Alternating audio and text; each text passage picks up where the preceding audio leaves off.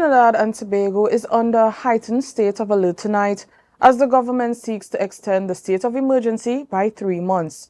The drastic measure comes amid allegations of a prison-based plot to assassinate senior government officials, judges, and law enforcement officers. Reporter Jewel Greene-George has the details.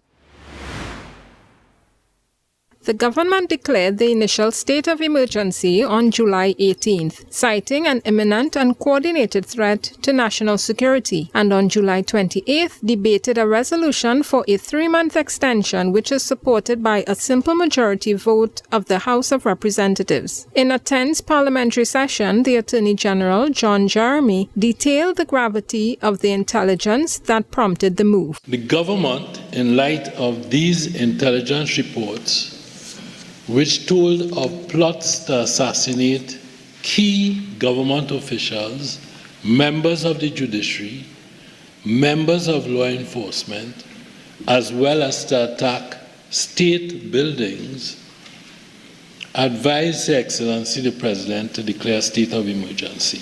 Trinidad and Tobago, which has one of the highest crime rates in the Caribbean, has seen over 300 murders so far this year. The government argued that the emergency powers, which allow for arrests and searches without warrants, are essential to dismantle what they call a highly dangerous criminal network. This is not a crime plan.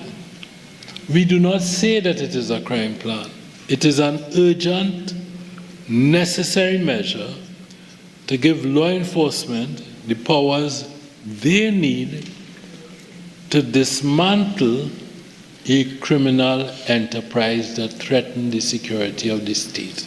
However, the opposition raised serious concerns, questioning the necessity of a lengthy extension and the suspension of constitutional rights for all citizens. They are demanding more transparency and results. But what we need to hear here today, and quite frankly we haven't heard, is how does a state of emergency for the next 3 months justify, and how is that state of emergency extended for the next 3 months going to deal with the specific ills that have been listed?